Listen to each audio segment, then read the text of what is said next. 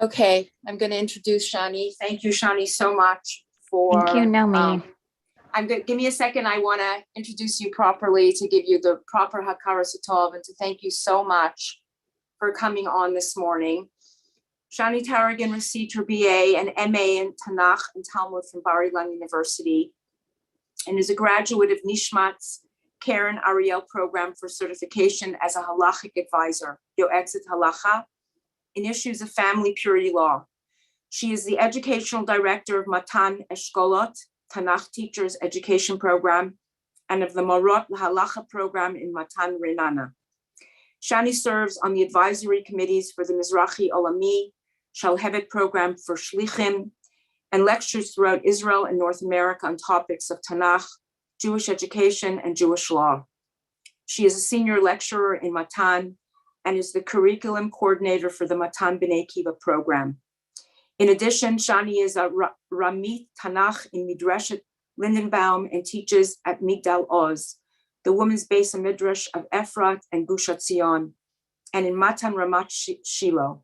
Together with her husband, Reuven, she serves as Rosh Beit Medrash for the Beit Medrash program in Machane Mosheva, Pennsylvania during the summer, and as educational director of Mizrahi Olami RZA. Shani lives with her family on Lon Shvut, Gush Etzion, Israel. Wow, Shani. I don't know what to say.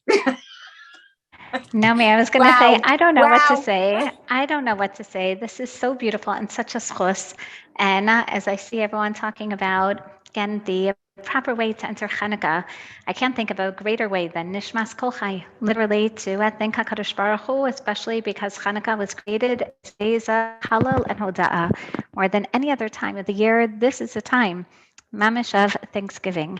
And the Gra sound, he said, first said, hello, Fino Malaysia, Kayam, Shonini, Naka Mangala, Besatino Shavak, Mahavira, Kiabin, Miros, Kashamesh, Vahareach, Viadina Prusos, Kinisha, Shamai, Maglina Kalos, Hayalos, in Anachmas, Vikim, Lodat Lahashim.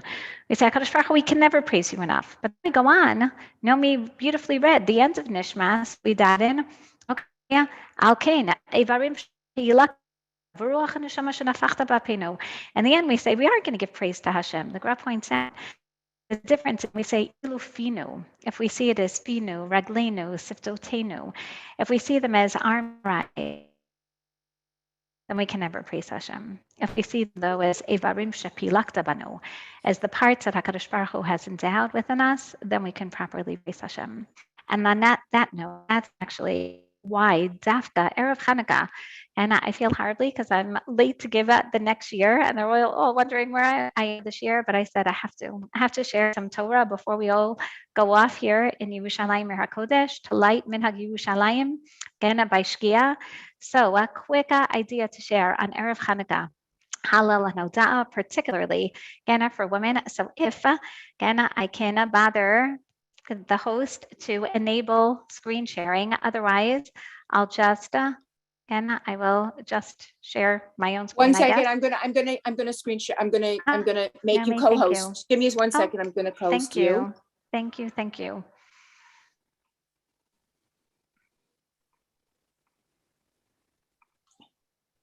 Perfect. Okay, so as you see, we're going to talk about mirrors and miracles on Chanukah. So firstly, mirrors. I think that most of us are familiar with the famous midrashim about women and mirrors that we learned from the end of Sefer Shmos, that we don't just hear that women who were chochmot leiv participated in the construction of the Mishkan. And we hear chol hanashim.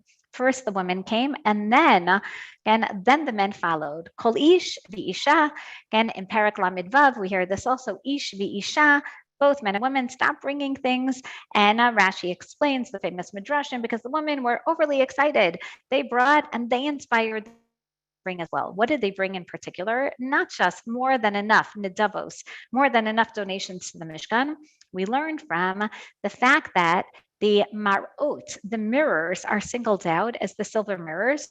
We learn from here, Vayasa tekior nachoshet vekano nachoshet b'marot hatzovot asher tzavu. Rashi teaches us from here that it was the women in particular who brought these mirrors, hatzovot, that they collected, asher tzavu, that then literally raised the tzavaos, the armies of Bnei Yisrael. So Rashi says, what are these mirrors that we hear that the women dedicated? Well, Benot Yisrael Hayu Yadan Marot. These were mirrors that they had when they were in Mitzrayim, and they were copper mirrors, which means that they didn't even reflect that well, which is why the Medrash tells us that Moshe Rabbeinu didn't want to accept these mirrors. They weren't reality, and HaKadosh Baruch Hu says you have to take them. Moshe Rabbeinu didn't want them because they represent HaKadosh says you take them, because these mirrors were used by the women even when their husbands were taken in Mitzrayim to work in the work camps. They would take these mirrors, they would schlep these mirrors, and they would go under the apple tree with these marot hatzvot, these and they would look all these the original selfies. They would look with the mirrors with their husbands, and they would say, "Do you remember? Don't look at me now. Now I'm a slave. Now I'm emaciated. Look at and remember in these copper mirrors. Look and see a reflection of what once was. Look at the past, but also these women did this to create a future so that they would then have children. Because albeit Paro wanted this avodat parech to deter them from continuing children into the world, the woman said on the story, we're going to be the ones with these mirrors who can reflect upon a different future. We know that it's not going to stay this way. And that's why not only in Mitzrayim, but throughout the Midbar, we see also, it's always the Oto Hador, the women were the ones. And both always never accepting the Gezerah as it is. Rather, it's the woman who wants the Nachalan Eretz Yisrael. It's the women who really, as we see, know how not to get stuck in the present. Chazal tell us because women are ta'onot ufarkot. They carry children and then they give birth to children. They know that you can't just look at that a child is growing. They know that they're not going to stay pregnant forever. And therefore says that that's what gives us the koach to be able to look at mirrors, a reflection of the present, where we reflect back and we reflect forward, wherein we can catalyze change, which is what brings us really to Chanukah. That's why Rabbi Yeshua ben Levi says women are going to be chayav, even though they're mitzvot aseshas mangrama, women are chayav in their Chanukah, in Makosos on Pesach, in Mikra Megillah on Purim, mishum she'af hein hayu b'yohanes. Women have a particular role when it comes to the miracles themselves, the 4 cups of wine, the Megillah Esther, and the Chanukah candles.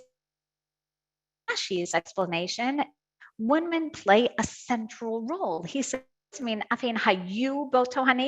were actively involved. On Pesach, it was the Nashim Titkaniot who took their mirrors. At Paro, Shifra,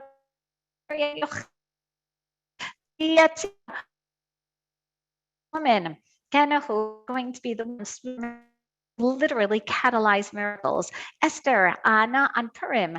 And yes, he says, look at Masechet Shabbos, the woman who ultimately we in the early Midrashim, who is going finally kill Halifornos and stop the terrible gezerah of the women being taken before their wedding night by the Greek officers. So according to Rashi, women were actively part of the miracle, which means that the mitzvah is to commemorate the miracle. So if about the miracle, how can the women not participate in the mitzvah? Tosfos explains a little differently. Tosfos says, women were part of afilu hein hayu botohanes. Even women were part of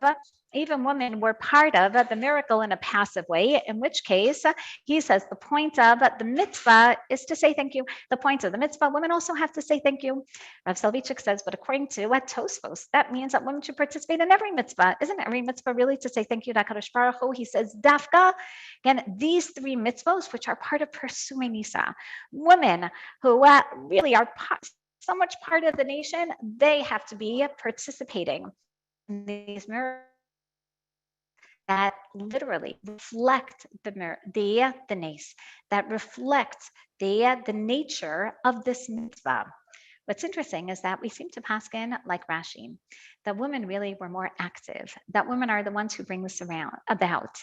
And not only do women bring this about through mirrors, they actually cause these miracles. He says women always anticipate like the mirrors. They can reflect. They don't get caught. They're not like the sun. They're like the moon. And that's why when we see Miriam picking up her tambourine, how did the woman come out with tupim and Rashi says, because they knew already in Mitzrayim, everyone's borrowing pots and pans to bring karbanos. The women are fashioning tambourines. I hope everyone has a tambourine ready for Yemos HaMashiach, because the women are so convinced we have this power to be able to see beyond the present. And that's what helps catalyze a miracle. Rabbi Tzena Weingart here in Yerushalayim says that what does Rashi mean that women are chayav? As Rabbi Yeshua ben Levi says, Mishum sha'afin hayu botones, because women brought about the miracle.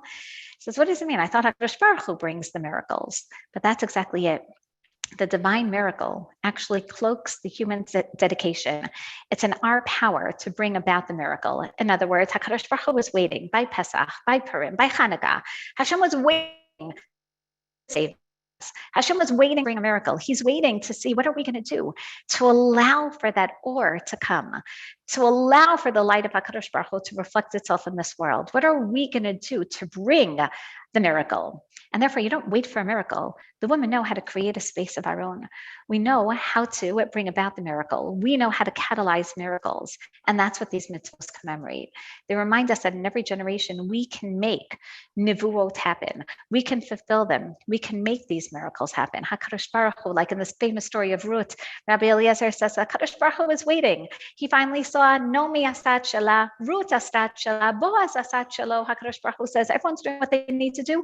Afani asat sheli. So too, I'm going to do what I need to do, which is to finish up and wrap up this year so I can go to my next year, but also the Shalah. We're going to end with the Shalah, who says that's the power of a mirror. The power of a mirror is exactly the Nekivah. It's the unique power of the moon. It reflects from the source. It is able to see beyond what's so static.